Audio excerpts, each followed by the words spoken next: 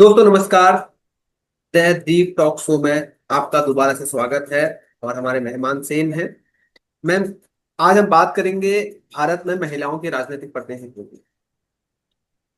Ma'am बताइए, क्या कारण है जो महिलाओं को भारत में राजनीतिक प्रतिनिधित्व नहीं मिल पा रहा है? सही। नमस्कार। बहुत बहुत शुक्रिया आपका, मुझे आपने फिर से बुलाया बात करने के लिए इस अहम मुद्दे पर। अम, औरतों का जो औरतों की हिस्सेदारी जो है और भागीदारी जो हमारे पॉलिटिक्स में है वो इसलिए बढ़ नहीं रही है कि पितृसत्ता हमारे सोसाइटी में, हमारे समाज में बहुत ज्यादा हावी है। और उस वजह से आप अगर पॉलिटिक्स को और ऑब्जेक्टिवली भी देखें तो पॉलिटिक्स में पैसा लगता है, रिसोर्सेज लगते हैं। तो वो हमारी औरतों के पास यूजुअली इतने रिसोर्सेज नहीं होते हैं। ये इतने रिसोर्सेज आप आदमियों के पास ही पाएंगे, ये औरतों के पास नहीं होते। उसके बावजूद हमारी जो औरतें हैं उनको कम समझा जाता है। तो लगता है कि वो उनके अंदर डिसीजन मेकिंग पावर नहीं है, उनके पास वो टैलेंट नहीं है, हुनर नहीं है कि वो डिसीजन ले सकें या लीडरशिप की पोजीशन संभाल सकें। अ, तीसरा मुद्दा ये है कि एक गेट कीपिंग होती है। आप हम्म। किसी भी पॉलिटिकल पार्टी में देख लीजिए, जी जी। कोई भी आइडियोलॉजी की रहने दीजिए, डिग्री सिर्फ फर्क होता है पार्टी टू पार्टी। आप थोड़ी और ज्यादा लिबरल पार्टी में चले जाइए तो गेट कीपिंग थोड़ी कम होती है। राइट विंग में आप चले जाइए तो बहुत ज्यादा होती है gate keeping. Hmm. But gate keeping है। औरतों को पोजीशंस ऑफ पावर पे पहुंचने तक बहुत सारे पड़ाव क्रॉस करने पड़ते हैं, और कई बार वो बड़े डिसगस्टिंग भी होते हैं, बहुत कंट्रोवर्शियल भी हो सकते हैं। तो जी। एक औरत होना पॉलिटिक्स में हमारी जो भागीदारी नहीं हो पा रही है, अ, जो आदमी फेस कर रहे हैं ऑब्स्टिकल्स वो, और वो कुछ भी नहीं है कंपेयर टू जो औरतें फेस कर रही हैं। जैसे कि हम 2024 चुनाव की बात करें, इलेक्शन के आम चुनाव को, तो 543 में से हम्म। मात्र 78 सांसद हमारी महिलाएं हैं। यानी लगभग 14% की हिस्सेदारी है। हम्म। तो इसको आप कैसे देखते हैं? क्या पार्टी वाइज अगर आप देखेंगे, यानी अगर हम बीजेपी की बात करें तो बीजेपी कहती है कि हम महिलाओं को प्रतिनिधित्व देंगे, महिला आरक्षण बिल की बात करती है। तो जब हम्म। जमीन पर हकीकत देखते हैं तो वो गायब नजर आता है, चाहे वो बीजेपी हो, कांग्रेस हो या अन्य पार्टियां हो। हम्म। मैं एक जल्दी से, आपने जो उदाहरण शेयर किया है ना कि बीजेपी ने वुमेन्स बिल पास किया और उसका उन्होंने बहुत ढिंढोरा भी पीटा। जी। बट आप देखिए ना कि उसकी सच्चाई ये है कि बिल तो पास कर दिया लेकिन उसका इम्प्लीमेंटेशन 8 साल या 10 साल के बाद। हाँ हाँ। तो ये एक किस्म का बहुत बड़ा टोकनिज्म है, जिसे हम इंग्लिश में टोकनिज्म कहते हैं। कि जी। ये सिर्फ दिखावे के लिए उन्होंने बिल तो पास कर दिया, कह तो हम्म। रहे हैं कि हम सशक्तिकरण कर रहे हैं, औरतों को आरक्षण दे रहे हैं, पर उसके इम्प्लीमेंटेशन का क्या? अगर आप धरती पर उतर के देखें तो इम्प्लीमेंटेशन तो ऑलमोस्ट निल है। वो बिल बन जा रहा है, लॉ बन जा रहा है, लेकिन उस ट्रांसलेट नहीं कर रहा ग्राउंड पर। एक उदाहरण देना चाहूंगी। जब 91-92 में जब संशोधन हुआ था और पंचायती राज एक्ट में जी जी। औरतों का जो रिजर्वेशन लाया गया जी 33% का, जी। आप देखिए पिछले तब से लेके अब तक हम्म। औरतों की भागीदारी हमारी लोकल पॉलिटिक्स में कितनी बढ़ी है। आप चाहे, हम ये उदाहरण देखते हैं कि एक्चुअली पॉलिटिशियन उनका हस्बैंड है बट अपनी बीवी को बिठा देता है लड़ने के लिए। But from the perspective of visibility at least औरतों को उतारा तो, उनके पास माध्यम तो है एक रिजर्वेशन के दौरान, कि हम्म। अगर ये सीट वुमेन के लिए रिजर्व्ड है तो वहां से औरत ही लड़ सकती है, आदमी नहीं लड़ सकता। एकदम तो सहमत। ये चीजें जो एक लॉ बनती हैं या कुछ चेंज होता है, एक तो हम लॉ के पर्सपेक्टिव से देख सकते हैं कि लॉ बन के वो इम्प्लीमेंट हो रहा है, जी। ठीक है, वो काफी बदलाव लाता है हमारे सोसाइटी में। बट एक तरफ से जो दूसरा तरफ है इसका, दूसरा पहलू है हम्म। कि हमारे सोसाइटी से एक इच्छा होनी चाहिए, there should be some intention कि औरतों को लाना है, आप लॉजिकली अगर इसके बारे में आप सोचिए, मैं दर्शकों से भी क्वेश्चन पूछूंगी, आप कमेंट करके भी बताइएगा। जब हमारी आधी आबादी 50% औरतें हैं और 50% आदमी हैं, तो जब डिसीजन मेकिंग हो रही है, जब हमारा पूरा देश चल रहा है, उसके लॉज बन रहे हैं, लोकल गवर्नेंस से लेके पार्लियामेंट तक हर लेवल पर गवर्नेंस हो रही है, तो उसमें 50% भागीदारी क्यों नहीं होनी चाहिए हमारी 50% पॉपुलेशन की? लॉजिकली तो अगर आप रिप्रेजेंटेशन वाइज भी देखें तो होना चाहिए ना। एकदम।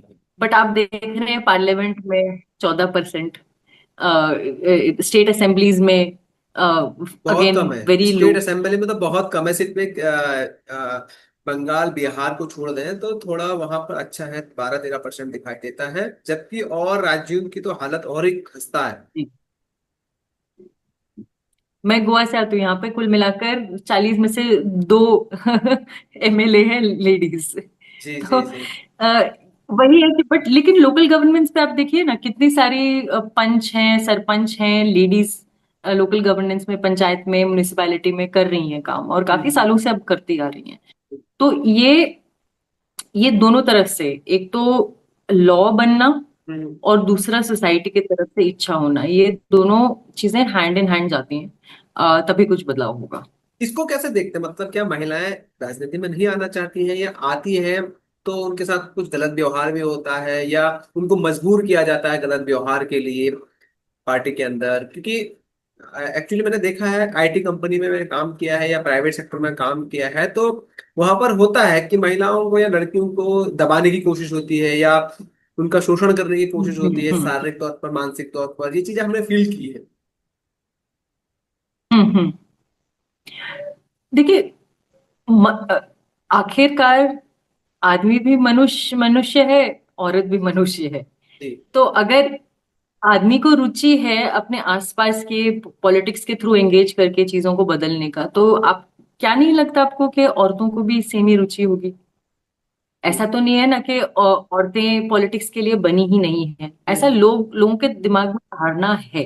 हम्म मैं इतनी सारी औरतों को जानती हूँ जो पॉलिटिक्स में इंटरेस्टेड हैं, हम्म आना भी चाहती हैं, बट एक बहुत बड़ा टेबू है, क्योंकि पॉलिटिक्स को बड़ी गंदी नजर से देखा जाता है, जी। क्योंकि शोषण औरतों का होना वो एक गंदी सच्चाई है पॉलिटिक्स की। और हम्म। वो हर फील्ड में भी है, सिर्फ पॉलिटिक्स में नहीं, प्रोफेशनल फील्ड में भी आपको मिल जाएगी। जी जी। तो औरतों के लिए जो मैं बैरियर्स की बात कर रही थी ना, कि अ, एक वो विडंबना सी आ जाती है किसी औरत के सामने कि अगर मैं ये करने जाऊंगी तो मेरे सामने कितनी सारी बाधा आएंगी। जी क्या मुझे अपने आप से समझौता करना पड़ेगा, किसी के साथ समझौता करना पड़ेगा? ये सारी चीजें बहुत आती हैं आगे, और बहुत कम औरतें होती हैं जो समझौता करे बगैर, और वो उनका रास्ता भी बड़ा कठिन होता है। सवाल ये एक सवाल ये ये भी तो बहुत। उठता है ना मैम, सवाल ये भी उठता है कि सिर्फ औरत ही अपने जो शारीरिक शोषण हो रहा है उसका, या उसको मजबूर किया जा रहा है, जो मेल कर हम्म रहे हैं, मेल भी तो किसी के माँ, हम्म सॉरी, किसी के पिताजी होंगे, किसी के पति होंगे, और ऐसे ही औरत है, किसी की माँ है, किसी की बीवी है, मान लेते हैं, या नहीं भी है, हम्म तो तब भी उसके कैरेक्टर पर हम तुरंत हम्म सवाल उठाते हैं। तो जो पुरुष है उसके कैरेक्टर पर सवाल क्यों नहीं उठाया जा सकता है? जबकि हमारे देश में ऐसा होता है कि पुरुष अगर गलत करता भी है तो उसको हम इजीली ले लेते हैं। उदाहरण के लिए भी मध्य प्रदेश का एक सीन वायरल हुआ था सोशल मीडिया पे, तो लोग उसको बहुत कॉमनली आसानी से ले रहे हैं, सिर्फ महिला को गाली दे रहे हैं। मैं ऐसा देख रहा हूँ सोशल मीडिया पे। ये यही अगेन पितृसत्ता का वन ऑफ द फीचर्स है कि आ, ये जो लाइन कहते हैं ना लोग के, वो औरत भी तो किसी की बेटी है या बीवी है या हम्म। बहन है। आ, आप देखिए कि हमारे पितृसत्ता की वजह से हमारी सोसाइटी कितनी डिवाइड हो गई है, एकदम। कितनी ओनरशिप हो गई है औरतों की, जी। कि आप, मतलब कि अपने घर की औरतों को आप कंट्रोल करेंगे, आप नहीं चाहते कि आपकी घर की औरतों के साथ कोई कुछ करे, लेकिन आप किसी और के घर की औरत के साथ करने के लिए तैयार हैं। एकदम एकदम एकदम, यही यही मेरा सवाल था। तो मतलब कि समाज तो एक ही है ना, क्या एकदम। वो मनुष्य नहीं है और आप मनुष्य हैं? जी वो भी नहीं है। जी। तो जिम्मेदारी जो है वो सबके लिए बनती है ना, कि अगर आप बोलते हैं कि मैं औरतों की रिस्पेक्ट करता हूँ, तो उसके साथ आपको फिर डिस्क्लेमर डाल देना चाहिए कि मैं सिर्फ अपने हाँ। घर की औरतों की रिस्पेक्ट। हूँ एकदम और एकदम। रिस्पेक्ट भी देता हूँ, मैं उनको ओन करता हूँ, वो जी मेरी जागीर है। जी जी जी जी। तो अगर उनके साथ कुछ हो गया तो मैं मार काट करूंगा, मैं किसी किसी को पीट दूंगा, किसी का खून कर दूंगा, वो सब मैं कर दूंगा। बट किसी पराई औरत के साथ, हम्म। ये शब्द जो है पराई औरत, ये ओनरशिप ही तो है। एकदम। जैसा कि पहले उत्तर प्रदेश की जो पहली महिला मुख्यमंत्री रही थी वो थी सुचेता कृपलानी जी। अभी वर्तमान में सिर्फ दो ही राज्य की मुख्यमंत्री महिला है, एक दिल्ली की हम्म, और एक बंगाल हम्म, की। तो आप हम्म। कैसे देखते हैं इन्हें, जबकि भारत में 27 राज्य हैं और केंद्र शासित प्रदेश है, और मुख्यमंत्री सिर्फ दो ही राज्यों की महिलाएं हैं। ये हमारे समाज की पितृसत्तात्मक सोच का ये बहुत बड़ा प्रतीक है कि हम्म इतने सारे राज्यों में से सिर्फ दो राज्यों की सीएम महिलाएं हैं। आ, मुझे तो मतलब कि धिक्कार है हमारे समाज पर, हम्म। सच्ची में धिक्कार है। हमारी औरतें, आप अगर देख लीजिए, अनपेड लेबर करती हैं। सारे देश के घर जो चल रहे हैं वो औरतों के अनपेड लेबर पर चल रहे हैं। जी। जब जब एक औरत अपनी फैमिली चला सकती है, फाइनेंसेस संभाल सकती है, घर गृहस्थी चला सकती है, तो उसके पास हुनर नहीं होगा क्या? एकदम या क्यों नहीं उसके पास होगा। दिमाग नहीं है लीडरशिप के लिए? वो घर की तो लीडर है ना, हम्म। घर चला रही हैं। तो ऐसा तो नहीं कि उनके पास क्षमता नहीं है या उनके पास दिमाग नहीं है सब कुछ, लेकिन बिकॉज उनको कम समझा जाता है तो इसलिए। और ऊपर पावर तक पहुंचते पहुंचते आप देखिए ना, somebody as strong as Indira Gandhi, जब इंदिरा गांधी की बात चल रही थी कि वो प्राइम मिनिस्टर बनेंगी, हम्म। तो कैसे कैसे लोग आके उनके उनके ऊपर लालछन लगा रहे थे, उनको जी जी डाउट कर रहे थे, बल्कि वो तो एक राजनीतिक परिवार में पैदा हुई। वो उनका डेली इंटरेक्शन गांधी जी के साथ, जवाहरलाल नेहरू की बेटी, इतना मतलब पॉलिटिकल एक्सपोजर होने के बाद भी उनको क्वेश्चन किया गया। जी जी जी तो एक आम महिला तो कुछ नहीं है ना उनके सामने। जी जी। तो इन मुझे तो लगता है कि जी। देखिए, अगर मेरी मेरी चले तो हमारे सारे राज्यों में महिला ही सीएम होनी चाहिए। लीडरशिप की पोजीशन में सिर्फ औरतों को होना चाहिए। आदमी बहुत ही ज्यादा इमोशनल होते हैं, उनसे नहीं चल पाता। इसके इसके अलावा आप जैसे कि हमारे देश में जो बड़े एग्जाम होते हैं, जैसे आईएएस पीसीएस, यूपीएससी एग्जाम होता है, या यूकेपीएससी एग्जाम होती है, या यूपीपीएससी एग्जाम होते हैं, जो बड़े एग्जाम होते हैं उसमें भी महिलाओं का प्रतिनिधित्व कम दिखाई देता है। हम्म, जबकि लड़कियां टॉप कर रही है। अगर आप पिछले 10 सालों का आप वो देखेंगे, रिजल्ट देखेंगे, तो अधिकांश महिलाएं या लड़कियां आपको मिलेंगी जिन्होंने टॉप किया हुआ है, या हम्म, टॉप 10 में ज्यादा लड़कियां दिखाई देंगी आपको। ऐसा क्या हो हम्म। रहा है कि इसको कैसे बदला जा सकता है। देखिए, इसका आई थिंक एक बहुत मुख्य कारण ये है कि हमारी जो इकोनॉमिक कंडीशन है, हम्म जो डिटेरियोरेट करी है पिछले 10-11 साल में, हम्म उसका डायरेक्ट इफेक्ट औरतों पर भी पड़ा है, लड़कियों पे भी पड़ा है। बिकॉज आप देखिए, अगर किसी घर में एक बाप और माँ या दोनों कमा रहे हैं, हम्म अगर उनकी इन्फ्लेशन उनको इतना अफेक्ट कर रहा है, तो वो अपनी बेटी को शायद कम पढ़ाए, कम फैसिलिटीज दे पाए, हम्म है ना? कई फैमिलीज तो चूज करेंगे कि अपने बेटे को पढ़ाएंगे बट बेटी को नहीं पढ़ाएंगे। तो जो सबसे पहला कॉन्स्टिट्यूएंट होता है वो औरत होता है या लड़की होती है, उसको ढकेल दिया जाता है पिक्चर के बाहर जब इकोनॉमिक कंडीशंस बदतर होती हैं।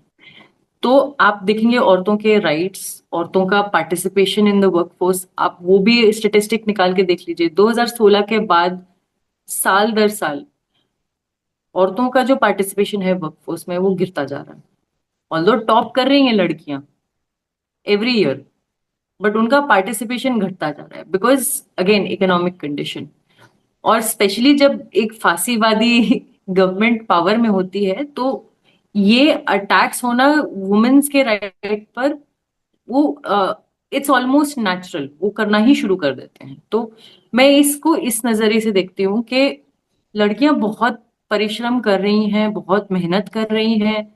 पर आर्थिक स्थिति को देखते हुए, हमारे इकोनॉमिक कंडीशन को देखते हुए, उनको काफी फैसिलिटीज नहीं मिल पा रही, जो शायद आप अगर मनमोहन सिंह जी के टाइम पर देख लीजिए, उस टाइम पे शायद और फैसिलिटीज मिल जाती। कैसे राजनीतिक प्रतिनिधित्व को बढ़ाया जा सकता है? सिर्फ कहने से हो जाएगा, या फिर जमीनी स्तर पर काम भी करना पड़ेगा, या महिलाओं को भी जागरूक होना पड़ेगा कि अगर कहीं पर राजनीतिक डिस्कशन हो रहा है उसमें भाग लेना पड़ेगा, या सोशल मीडिया पर राजनीतिक तौर पर सक्रिय होना पड़ेगा?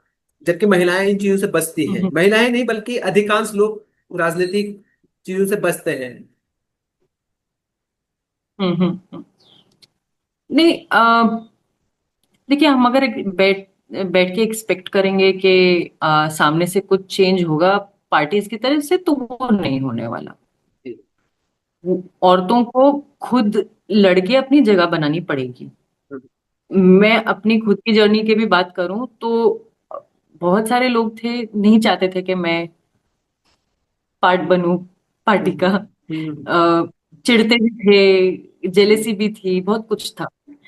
नहीं बढ़ने दिया काफी टाइम मुझे आगे भी।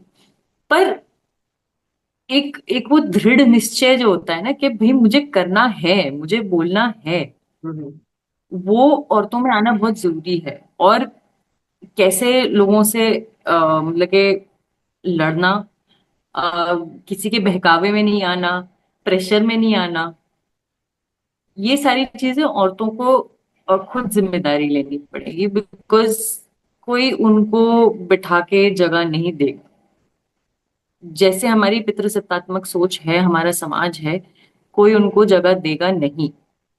अनलेस बहुत कुछ एक अपोकलिप्स हो जाए और चीजें एकदम बदल जाए, वो अलग बात है। लेकिन औरतों को खुद लेना पड़ेगा लड़के, बोलना भी पड़ेगा, आवाज ऊंची करनी पड़ेगी, सब कुछ करना पड़ेगा, जरूरी है। दूसरा एक और चीज देखा जाता है, केरल का नाम हम लेते हैं कि सबसे एजुकेट राज्य है, या वहां पर अधिकांश लोग हम्म शिक्षित हैं, जबकि उस राज्य में आज तक कोई महिला मुख्यमंत्री नहीं रही। हम्म। नहीं, विडंबना देखिए। बहुत बड़ी विडंबना है।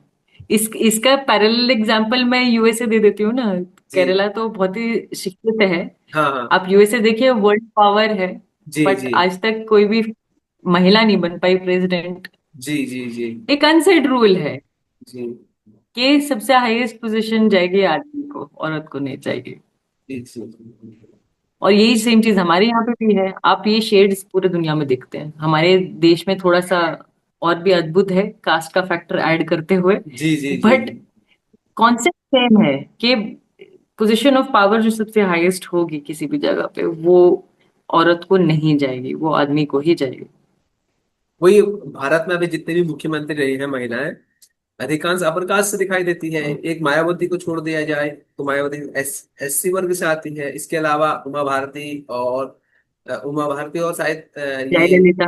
आनंदीबेन पटेल शायद ओबीसी से आती हम्म है। और मुस्लिम सिर्फ एक ही रही है, मुस्लिम भी असम की रही थी। इसके अलावा सॉरी, दो जी रही है, एक असम की, एक महबूबा मुफ्ती जम्मू कश्मीर की, दो रही है, माफी चाहता हूँ।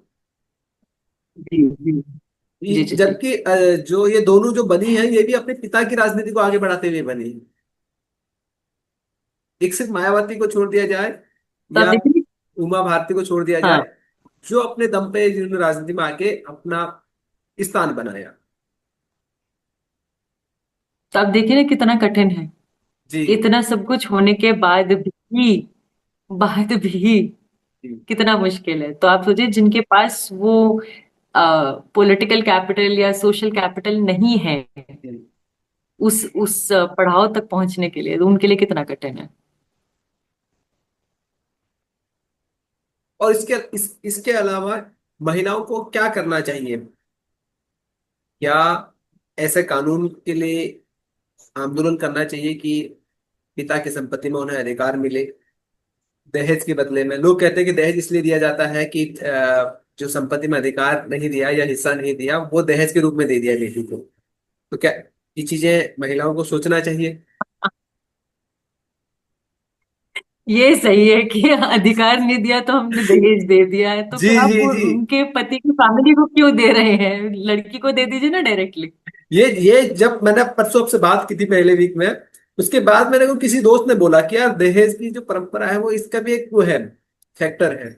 मैंने कहा बड़ा अच्छा है फिर ये तो। तो सीधा लड़की को पकड़ा दीजिए ना, कि लड़के को क्यों पकड़ा रहे हैं आप? जी जी जी जी अधिकार अगर उतना है तो लड़के को क्यों जा रहा है? जी जी। इसके अलावा जैसे कि विधायक, सांसद महिलाएं चुनी जाती है, या ग्राम प्रधान, या बीडीसी, या नगर पंचायत या वार्ड मेंबर, जो भी महिलाएं चुनी जाती है, तो हम्म, उसमें हम महिलाओं की भूमिका हम्म। उनके पति के मुकाबले कैसे देखते हैं? क्योंकि पति की जो भूमिका रहती है उसमें, वो खतरनाक रहती है।